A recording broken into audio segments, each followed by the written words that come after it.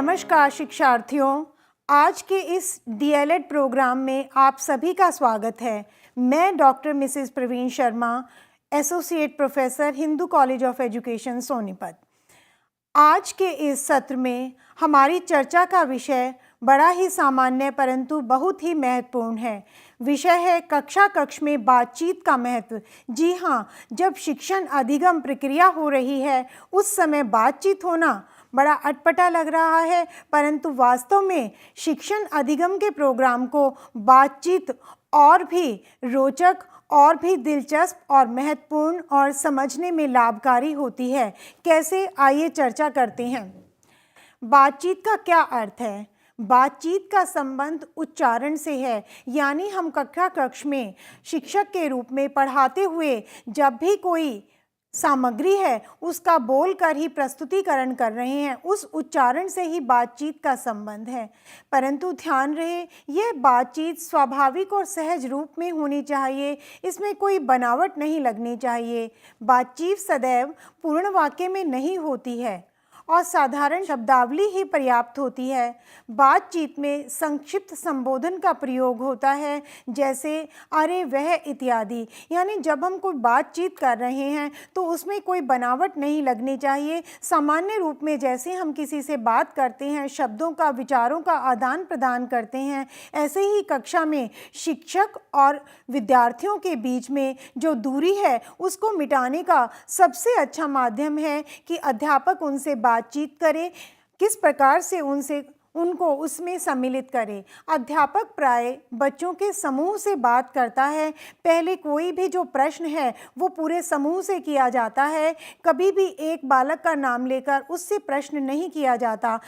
और ये जो विषय होता है ये उनके घर परिवार आदि से होता है, ताकि वे खुलकर बेझिझक बातें कर सकें, ऐसा वातावरण प्रदान किया जाता है। एक प्रकार से यह प्रश्न उत्तर का ही सत्र रहता है। बाद में स्तर बढ़ाते हुए किसी एक विषय पर बातचीत या चर्चा की जा सकती है। उदाहरण के लिए बच्चों से ये पूछना कि कल 15 अगस्त पर आपने विद्यालय में क्या क्या देखा और क्या किया था, तो सब बच्चे बढ़ चढ़कर भाग लेंगे, उसमें बताएंगे कि क्या हुआ था। हमने तिरंगा झंडा देखा था, फिर उसको फहराया गया था, राष्ट्रगीत भी गाया गया था, कविताओं की प्रस्तुति हुई थी। इस तरह बच्चे जो है सामान्य रूप से बिना किसी भी झिझक के जो भी उन्होंने देखा वो बात बताएंगे। इसी तरह हम कोई और प्रश्न पूछ सकते हैं, जैसे माना कि विद्यालय में 2 महीने की ग्रीष्मकाल की छुट्टियां हुई हैं, उसके बाद सभी बच्चे कक्षा कक्ष में आए हैं। एकदम से आते ही बनावट का माहौल या ऐसे सख्ती से दिखाइए आपको जो जो टास्क दिया था सभी बच्चों ने काम पूरा किया है या नहीं, उसकी बजाय हम साधारण बातचीत से अपना शिक्षण प्रारंभ करें। जैसे कि अच्छा बच्चों, 2 महीने की छुट्टियां थी, ग्रीष्मकालीन की छुट्टियां थी, आप सब कहीं कहीं घूमने गए होंगे। तो बड़े सहज भाव से हमने बातचीत प्रारंभ की और सभी बच्चे भी बढ़ चढ़कर बताएंगे कि हम वहाँ गए थे, हम वहाँ गए थे, हम शिमला गए थे। कोई बच्चा जो भी जैसे उसकी प्रतिक्रिया होगी, इस तरह आप जो है जब बच्चे बढ़ चढ़कर बोल रहे हैं उनको बीच में रोकेंगे नहीं। हाँ, हम ऐसे कह सकते हैं, चलो एक एक करके बताएंगे और वो अपनी बातचीत की भाषा में अपने जो अनुभव है उसको बताएंगे। तो अगर पहले ही हम ये कह देते कि दिखाइए आपने परीक्षा के लिए क्या क्या तैयारी की है, कल आपकी परीक्षा है या कल आपका टेस्ट है, तो बच्चे एकदम से सहम जाएंगे, डर जाएंगे। लेकिन यहाँ हमने बातचीत के जरिए पहले उनको धीरे धीरे उनकी और अपने बीच की दूरी को समाप्त किया, उनसे पूछा अच्छा कौन कौन कहाँ घूमने गया था, क्या अनुभव किया। फिर जैसे जैसे बातचीत आगे बढ़ेगी हम उनसे पूछ सकते हैं कि अच्छा आप उस स्थान पर गए थे, तो माना बच्चे कहते हैं हम अमृतसर गए थे, तो हम पूछ सकते हैं अच्छा बताओ ऐतिहासिक दृष्टि से अमृतसर का क्या वहाँ पर क्या क्या घटनाएं हुई थी, क्या आप कहाँ कहाँ घूमने गए थे, आपने और क्या देखा, क्या किया, अच्छा बड़े मज़े किए होंगे। इस तरह धीरे धीरे उनको बातचीत के जरिए उनसे ये बढ़ाते जाएंगे।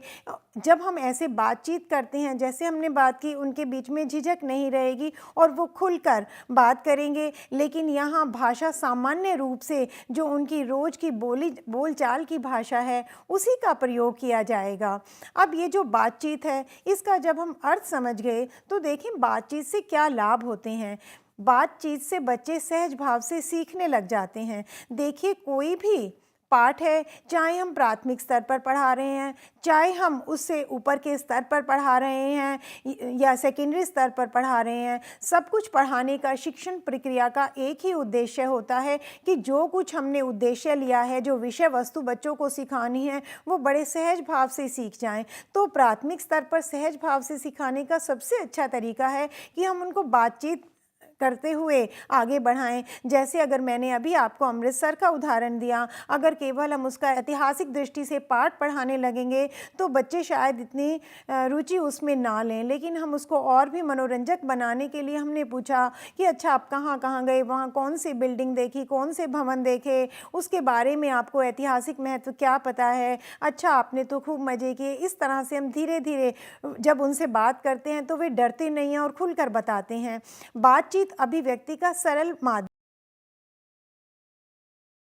एक समय अगर मैं आपको पाषाण युग की ओर ले जाऊं, उस समय क्या था कि सबसे जब भाषा का आविष्कार नहीं हुआ था तो लोग पहले बीटिंग ऑफ ड्रम्स यानी ड्रम की आवाज़ से बातचीत आदान प्रदान करते थे। उसके बाद मनुष्य उससे भी ऊब गया और उसके बाद सांकेतिक रूप से बात की जाने लगी, लेकिन फिर भी जो मन के दबे हुए विचार थे उनकी अभिव्यक्ति नहीं होती थी। तो धीरे धीरे पाषाण युग से आगे चलकर हम भाषा का उद्भव और विकास हुआ, केवल किस लिए कि उसका भाषा का सबसे पहला जो उद्देश्य है वो यही है कि अब यह एक अभिव्यक्ति का सरल माध्यम है। तो अभिव्यक्ति का सरल माध्यम को और भी सरलतम बनाने के लिए सबसे उचित तरीका है बातचीत, क्योंकि हम जो कुछ भी बच्चों को सिखाना चाह रहे हैं प्रश्न उत्तर के माध्यम से बातचीत करते हुए उनको वो विषय वस्तु बताएं और वो उनकी अपनी भाषा में हो, जिससे उनके मन में डर नहीं रहे।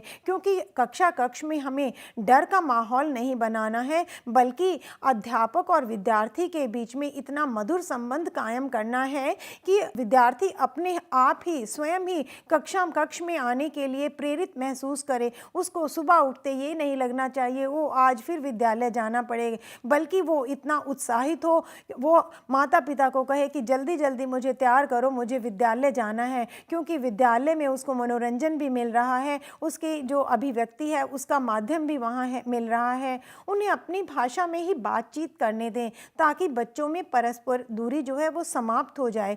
केवल अध्यापक और विद्यार्थी की ही दूरी नहीं होती, कई बार बच्चों में छोटे छोटे ग्रुप, छोटे छोटे समूह जिसको क्लिक्स भी कहते हैं वो बन जाते हैं और किसी ना किसी आधार पर उनमें एक तरह से गुटबंदी हो जाती है। एक अच्छे कक्ष में जब हमें प्यार का सौहार्दपूर्ण माहौल बनाना है तो हमें उस गुटबंदी को समाप्त करना है। वो कब समाप्त होगी? जब बच्चों में आपस में एक तरह से सामंजस्य स्थापित होगा, उनमें किसी भी प्रकार की किसी भी आधार पर दूरी ना हो।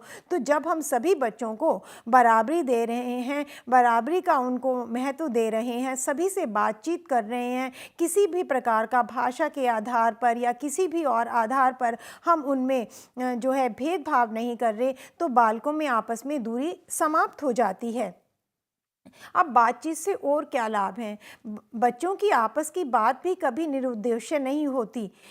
जब वो आपस में माना कि केवल खेल का ही जो है पीरियड है, या केवल वो रिसेस में खाना ही खा रहे हैं, या वो जो है ग्राउंड में खेल रहे हैं, वहाँ भी अगर उनकी कोई बातचीत होती है उसका भी कोई ना कोई उद्देश्य होता है। एक भी बात, दो बच्चों के बीच में कोई भी बात हो रही है या दो से अधिक बच्चों के बीच में हो रही है, उसका कोई तो उद्देश्य होगा। जैसे केवल वो ना पढ़ाई की बात नहीं, केवल अगर वो शाम ये बात कर रहे हैं कि शाम को सायंकाल को कक्षा के बाद सभी बच्चे सबका क्या क्या प्रोग्राम है, भाई कौन क्या करने वाला है, तो वो बताएंगे। कोई कहेगा कि आज मुझे थिएटर जाना है, कोई कहेगा मुझे आज जो है भूगोल की तैयारी करनी है, कोई कहेगा मुझे अंग्रेज़ी की तैयारी करनी है, कोई कहेगा नहीं मेरा आज मैच है। तो इसका मतलब क्या हुआ? उसका भी एक उद्देश्य हुआ कि बच्चे बता रहे हैं सायंकाल का हमारा क्या प्रोग्राम है। बातचीत के मौके से उनमें सुनने में बोलने की सामर्थ्य बढ़ती है। जैसा कि आप सबको विदित है कि जो भाषा है उसके दो जो उद्देश्य हैं, उनमें से पहला है सुनना और दूसरा है बोलना। जब पहली प्रक्रिया होती है सुनने की और उसके बाद होती है बोलने की, तो बच्चों को अवसर दिए जाएं कक्षा में कि वो सुने और फिर वो बोलें। तो बोलने की सामर्थ्य उनमें कब बढ़ेगी? जब हम उनको बराबर आधार पर मौका देंगे कि अच्छा आप खुलकर बात कर सकते हैं, डरने की बात नहीं है, किसी भी शब्दावली का प्रयोग करें, यहाँ कोई नियमावली नहीं है, हमारा एक आपस का प्रेमपूर्ण व्यवहार बना रहे। उनमें आत्मविश्वास एवं उत्साह बढ़ता है। सब हमारा शिक्षण का उद्देश्य है कि हम बालकों को केवल विषय वस्तु ही नहीं पढ़ाएं, बल्कि उनमें एक ऐसा आत्मविश्वास जगाएं कि वो जब स्कूल से यानी विद्यालय से पढ़ाई समाप्त करने के बाद वास्तविक जीवन में कदम रखें तो उनमें एक आत्मविश्वास बना रहे। लेकिन अगर हम केवल किताबी ज्ञान, पुस्तकीय ज्ञान उनको देते रहेंगे और उनको बोलने का मौका नहीं देंगे, तो जब वो अपने कार्यस्थल पर जाएंगे, जो भी उनके संबंधित कार्यस्थल हैं, तो वहाँ उनमें आत्मविश्वास की कमी रह जाएगी और एक तरह से हमारा शिक्षा का उद्देश्य पूरा नहीं हो पाएगा। साथ ही जब बच्चों को मौका दिया जाता है तो आत्मविश्वास के साथ साथ उनमें उत्साह और स्फूर्ति बनी रहती है, उनमें कुछ नया कर दिखाने की एक क्षमता, एक जोश रहता है। वातावरण में किसी भी प्रकार की बनावट नहीं होनी चाहिए। जब वातावरण में बनावट हो जाती है तो उसमें उनका कल्पना शक्ति का विकास नहीं होता। अगर हम चाहते हैं कि हमारे बालकों में कल्पना शक्ति का विकास हो, वो कोई सृजनकारी कार्य कर सकें, तो हमें कक्षा कक्ष में बनावट का माहौल नहीं उत्पन्न करना है, क्योंकि कल्पना शक्ति या सृजनात्मकता की पहली शर्त है स्वच्छंदता, यानी कि एक जो है किसी भी प्रकार का उन पर रोक टोक नहीं हो। तो जब उनको लगेगा कि कोई भी जो प्रश्न है उसका एक उत्तर नहीं है बल्कि एक से ज़्यादा उत्तर हैं, हम कुछ भी किसी भी चीज़ को अपनी कल्पना शक्ति के सहारे अभिव्यक्त कर सकते हैं। जैसे यहाँ पर मैं आपको एक उदाहरण दूँ, माना हम बच्चों को एक चित्र दिखाते हैं और उसमें दिखा रहे हैं कि एक वन है और एक पेड़ के नीचे एक लड़की बैठी है और बच्चों को कहेंगे कि आप इस चित्र में लड़की को देखकर आपके मन में क्या विचार आता है। तो ऐसा होता है कि जब हमारे मन में जो विचार होता है हमें उस वस्तु में वही कुछ नज़र आने लगता है। जैसे जिस बच्चे ने माना कि गृह कार्य नहीं किया होगा, वो उसको देखकर उसकी कल्पना शक्ति में क्या विचार आएगा, ओहो इसने जो है कक्ष का कार्य पूरा नहीं किया है, इसी डर से शायद ये विद्यालय नहीं जा रही है। और माना कोई बालक कल को रास्ता भूल गया था पहले दिन, तो उसके मन में वही बात है, वो कहेगा ये लड़की रास्ता भूल गई है। जिसके घर पर पिटाई हुई होगी किसी भी काम से, तो वो कहेगा इसको मम्मी ने मारा है। या जैसे कि माना कि जिसके मन में भी जो बात है कोई बड़ा व्यक्ति देख रहा है, तो वो कहेगा कि शायद ये यहाँ फूलों के वन में जो लड़की है, ये प्रेमिका है, अपने प्रेमी का इंतज़ार कर रहे। इस तरह क्या हुआ, जैसे कवि है वो इस तरीके से सोचेगा, बालक और तरीके से सोचेगा। तो क्या हुआ, जब हमने कोई बनावट का माहौल नहीं दिया तो कल्पना शक्ति और सृजनात्मकता का विकास होता है। अगर हम किसी गायक पर या कोई जो शायर है उसको कहेंगे आप इसी थीम पर, इसी उपविषय पर कोई कविता रचें, तो ऐसा हम निर्देश देकर उससे कविता की रचना नहीं करवा सकते या कोई शेर नहीं उससे रचना करवा सकते। या हम कोई चित्रकार है उसको कहें कि आप इस विषय वस्तु पर चित्र बनाइए, तो ऐसा संभव नहीं है। और तो इस तरह से हमने आपको बताया कि कल्पना शक्ति का विकास होता है जब हम बातचीत के दौरान बच्चे पर किसी तरह की बनावट या कृत्रिम प्रक्रिया का बोझ नहीं बनाए रखते। वे सूझबूझ लगाकर भविष्यवाणी भी कर सकते हैं। जैसे हमने विषय वस्तु पढ़ाई या हमने कोई कहानी बताई, आधी कहानी बताकर छोड़ दी और हमने बच्चों को कहा अब आप सोचो इस कहानी का अंत कैसे हो सकता है। हम नहीं बताएंगे कि लेखक ने इस कहानी को आखिर में क्या रूप दिया है, तो आपके हिसाब से इस कहानी का क्या मोड़ होना चाहिए।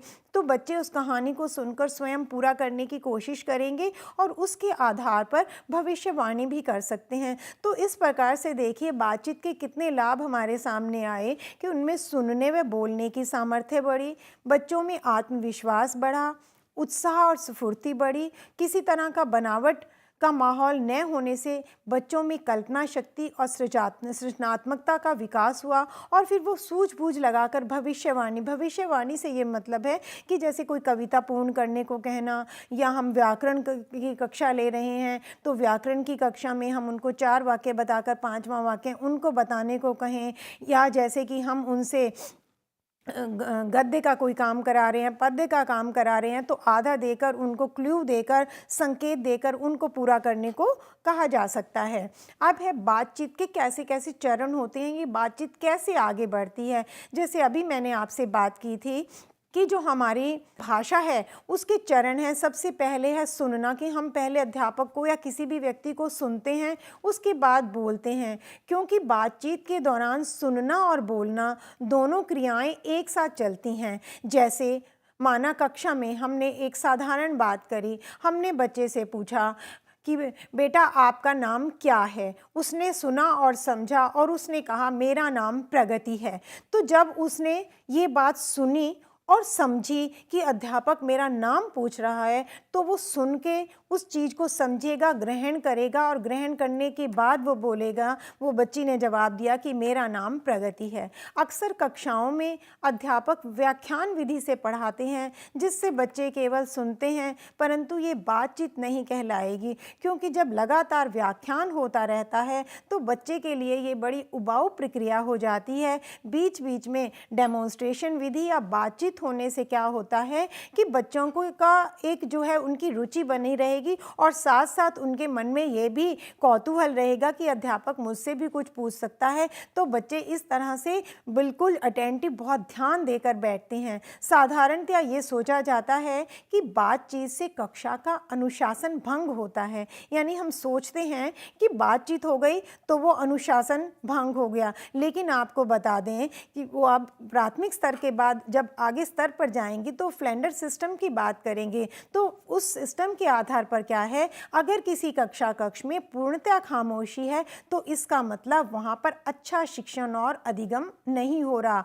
क्योंकि अगर हम शिक्षण के सूत्रों की बात करें तो उनमें से एक सूत्र है कि पूर्णतः खामोशी होना अच्छे शिक्षण अधिगम की निशानी नहीं है। इसका मतलब क्या है कि बालक डर से बैठे हैं और आप व्याख्यान करे जा रहे हैं, बच्चों को कोई रुचि नहीं है, उसमें उनकी सिर्फ इस बात में ध्यान है कि 40 मिनट तक डर कर बैठे रहना है, 40 मिनट बाद घंटी बजेगी और वो हो करते हुए बंदरों की तरह सारे बच्चे बाहर निकल आएंगे, क्योंकि वो बहुत ही ऊब गए हैं। तो पूर्णतया खामोशी होना भी कक्षा की एक अच्छी निशानी नहीं है। इसका मतलब वहाँ शिक्षण हो रहा है और अधिगम नहीं हो रहा। जहाँ शिक्षण हो रहा है, अधिगम नहीं हो रहा, तो इसका मतलब वहाँ पर कुछ भी पठन क्रिया नहीं हो रही है। यदि हम प्राथमिक स्तर की बात करें तो इस बातचीत का महत्व इतना अधिक है जिसे नकारा नहीं जा सकता। यानी कि अगर जो है उच्च स्तर पर हम कोई व्याख्यान विधि से पढ़ाना चाहें कुछ विषय वस्तु को तो वो फिर भी संभव है,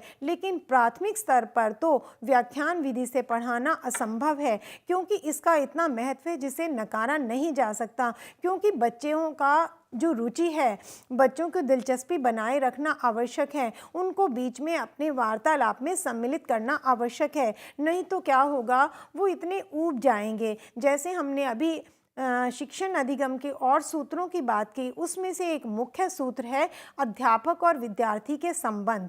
यानी कि अध्यापक और विद्यार्थी के संबंध ऐसे होने चाहिए कि उनमें एक आपसी सौहार्द का, एक प्यार का संबंध बना रहे, जिससे कि विद्यार्थी जो है अध्यापक का आदर तो करें लेकिन अध्यापक से इस बात पर ना डरें, एक अनुशासन की एक सीमा तो बनाए रखें, परंतु डरे डरे ना रहें कि अगर मैंने प्रश्न पूछ लिया तो अध्यापक नाराज़ हो जाएगा, ऐसा उनके मन में भाव नहीं रहना चाहिए। और ये तभी संभव होता है जब बच्चे अध्यापक से अपनी बातचीत जारी रखते हैं। इससे क्या होता है, बच्चों की व्यक्तिगत, आर्थिक और सामाजिक समस्याओं की जानकारी मिलती है और उनके लिए उपयुक्त शिक्षण विधि निर्धारित करनी संभव हो जाती है। देखिए, आपसे हम यहाँ कहना चाहेंगे कि बच्चों में व्यक्तिगत विभिन्नताएं होती हैं। जैसे जो बुद्धि है उसका स्तर अलग अलग होता है। कुछ बच्चे सामान्य गति से सीखते हैं, कुछ जल्दी सीख जाते हैं और कुछ धीरे धीरे सीखते हैं। तो इसलिए हमें ये जानना आवश्यक है कि कक्ष में जितने भी बालक बैठे हैं उनका जो मानसिक स्तर है वो कैसा है, आर्थिक स्तर कैसा है, वो कौन सी भाषा को समझते हैं, उनकी क्या क्या सामाजिक समस्याएं हैं। क्योंकि जब हम जिन बच्चों के साथ कक्ष में निर्वाह करते हैं उनके समस्याओं का जानना हमें अति आवश्यक है। बच्चों को बातचीत के अधिक अवसर दिए जाने चाहिए जिससे उन्हें प्रोत्साहन मिलता है और उनमें आत्मविश्वास भी बढ़ता है।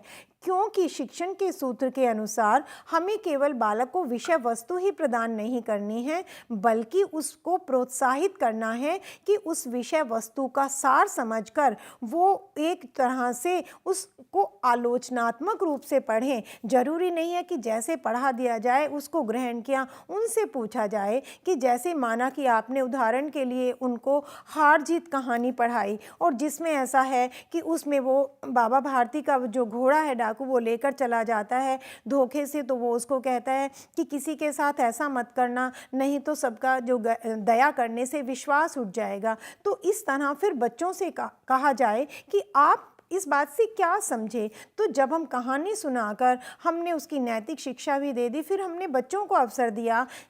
अगर हम पहले उसकी नैतिक शिक्षा, नैतिक बल की बात ना करें, बच्चों से पूछें आपको क्या प्रोत्साहन मिलता है, आपके हिसाब से क्या होना चाहिए। या हमने कोई प्रेमचंद की कहानी जैसे उदाहरण के लिए पंच परमेश्वर कहानी सुनाई और उनसे पूछा क्या जो न्याय किया गया आप उससे सहमत हैं या आपके हिसाब से क्या होना चाहिए। तो बच्चे बढ़ चढ़कर बताएंगे नहीं, मैं ऐसे होना चाहिए था, ऐसे होना चाहिए था।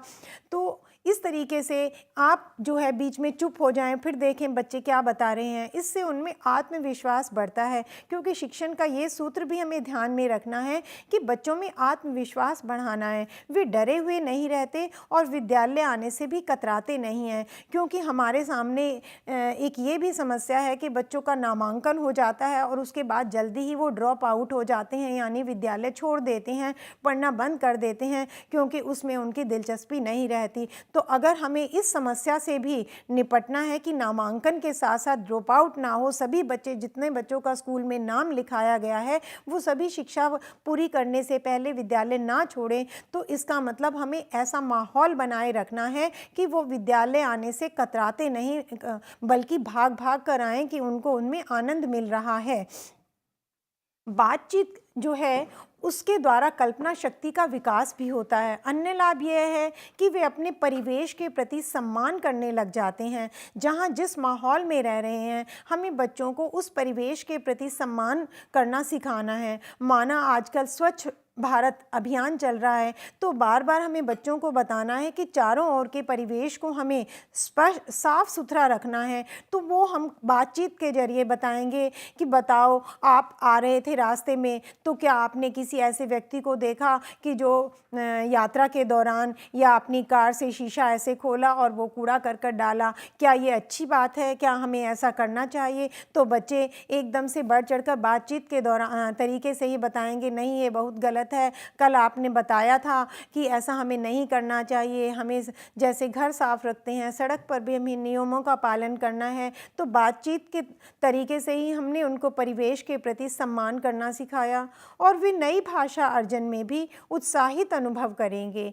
कोई भी साधारण या सामान्य बात अपने आप में किसी न किसी विषय पर आधारित होती है। दो व्यक्ति अगर मनोरंजन के लिए बात कर रहे हैं, केवल पढ़ाई की कक्षा की बात नहीं, तो भी माना आप किसी के घर मिलने गए हैं तो भी आपका किसी ना किसी जो चर्चा का विषय है बात रहेगी। और भाई बताइए आपने कल क्या किया, इतने दिनों कहाँ रहे। तो एक तरह से कोई ना कोई विषय हुआ। हम अक्सर बच्चों की तर्क शक्ति, कल्पना शक्ति और भविष्यवाणी करने की सामर्थ्य की अवहेलना करते हैं। जैसे हम बातचीत कर रहे हैं, अपने दोस्तों में बैठे हैं, जब बच्चा कुछ बोलने लगता है तो हम उसको रोक देते हैं कि बड़ों के बीच में नहीं बोलते। लेकिन हमें ऐसा नहीं करना। अगर हम अध्यापक से ये आशा लगाते हैं कि वो बच्चों की शक्ति को, कल्पना शक्ति को विकसित करे, तो हमें घर में भी एक ऐसा माहौल देना है कि बच्चों को कहें हाँ बताइए, आपके जैसे हमने जो भी मुद्दे पर बातचीत प्रारंभ की हुई है कि आपके हिसाब से क्या होना चाहिए। इससे बच्चे भी अपना तर्क देने लगते हैं, चाहे वो किसी भी सामाजिक उसकी बात होती है या राजनीति की बात होती है या सफाई मुद्दे की बात हो रही है, जो भी बात हो रही है उसके बारे में बच्चों का भी तर्क जो है उसका हमेशा स्वागत करना चाहिए। इसी तरह से कक्ष में भी कल्पना शक्ति का विकास तभी होता है जब हम विद्यार्थियों को बताएं किसी का भी जो उत्तर है वो गलत नहीं है, अपने अपने तरीके से बताइए। और अगर हमने बताना भी है तो हम बच्चों को कहेंगे नहीं, इसका जो समस्या का हल ऐसे नहीं, ऐसे किया जाएगा, तो उससे बच्चों का प्रोत्साहन बना रहता है। अब बातचीत के अवसर कैसे प्रदान करें? आप कक्ष में एक स्थिति उत्पन्न कराएंगे, डाकघर, बैंक, रेलवे स्टेशन आदि का दृश्य उत्पन्न कराएंगे, टूर पर ले जाएंगे, पिकनिक पर ले जाएंगे और बच्चों को वहाँ की कार्यवाही, जैसे हम रेलवे स्टेशन ले गए और उसके बाद आकर हमने उनसे पूछा आपने कल क्या क्या देखा। सीधा ये नहीं कि रेलवे स्टेशन पर प्रस्ताव लिखिए, रेलवे स्टेशन पर क्या देखा, अच्छा आपने क्या देखा, खिड़की पर क्या था, टिकट कैसे कट रहे थे, कौन कौन कहाँ जा रहा था। इस तरीके से बच्चे सारा का सारा चित्र खींच देंगे, क्योंकि कक्ष में अध्यापक को वर्णन नहीं करना, चित्रण करना है। चित्र दिखाकर उन पर चर्चा करना है। चित्रों पर बातचीत करने से उनकी सृजनात्मकता एवं विश्लेषणात्मक क्षमता बढ़ती है। जिस और बालकों का ध्यान नहीं गया, शिक्षक उनके बारे में प्रश्न करके उन्हें सिखा सकता है और बारीकी से अवलोकन कैसे किया जाए ये भी बता सकता है। इससे बालकों में ढूंढना, उनके बारे में तर्क करना, कल्पना करना, अनुमान लगाना इत्यादि क्षमताएं बढ़ती हैं। भविष्यवाणी करना, चीज़ों और घटनाओं को अपने अनुभवों से संबंध बढ़ाने के लिए प्रेरित किया जा सकता है। कहानी, नाटक, कविता के माध्यम से भी बच्चों को कहानी सुनाकर कहें अच्छा उस पर बातचीत करें, इससे उनमें जिज्ञासु प्रवृत्ति का विकास होगा। साथ ही कहानी सुनाने वाले का तरीका ऐसा हो कि बालकों की कल्पना शक्ति विकसित हो और स्वयं भी कहानी पूरी करने में आत्मविश्वास बढ़ा सकें। नाटक द्वारा भी बातचीत करके बच्चों में भाषाई विकास संभव है। कविता गायन द्वारा भी अर्थ समझाते हुए बातचीत की जा सकती है और उनका ज्ञान एवं मनोरंजन दोनों संभव है। तो इस प्रकार से हमने देखा कि अगर हमने बच्चों में बातचीत को विकसित करना है तो हम उनको टूर पर ले जा सकते हैं, पिकनिक पर ले जा सकते हैं, या पहले दिन हम उनको बैंक लेकर गए और फिर हमने बच्चों को आके कक्ष में कहा कि सारे यहाँ पर इस फर्नीचर को ऐसे लगाओ जैसे आपने बैंक में देखा और अपनी अपनी भूमिका निर्धारित करो, कौन मैनेजर की सीट पर बैठेगा, कौन ग्राहक बनेगा, कौन गेट पर खड़ेगा, कौन बंदूकधारी बनेगा। इस तरह बच्चे खेल खेल में नाटक भी तैयार करेंगे, वैसा ही कक्ष का फर्नीचर तैयार कर देंगे और बैंक की सारी जो प्रक्रियाएँ देखी उसको यूँ का त्यों लिख देंगे। या हम कहानी के माध्यम से बातचीत करेंगे और बातचीत के माध्यम से ही बच्चों को प्रस्ताव लिखना भी सिखा दिया, कहानी पूरी करनी भी सिखा दी, और अगर व्याकरण की बात करें तो वो भी हमने सिखा दिया, और हमने कविता के माध्यम से उनमें देशभक्ति की भावना भरनी है वो भी सिखा दिया, या सामाजिक मुद्दे जैसे स्वच्छता अभियान या और भी जो हमने सामाजिक मुद्दे पर बातचीत की उसके माध्यम से हमने उनमें प्रोत्साहन, आत्मविश्वास सिखाया और विषय वस्तु का भी पूरा का पूरा ज्ञान प्रदान किया। तो इस बात से स्पष्ट होता है दोस्तों, आप सहमत होंगे, सभी विद्यार्थी जिन्होंने भी इसको सुना, आप सब सहमत होंगे कि किस प्रकार बातचीत के माध्यम से हम विषय वस्तु का भी ज्ञान दे सकते हैं और विषय वस्तु को रोचक और दिलचस्प और प्रभावशाली बना सकते हैं। धन्यवाद।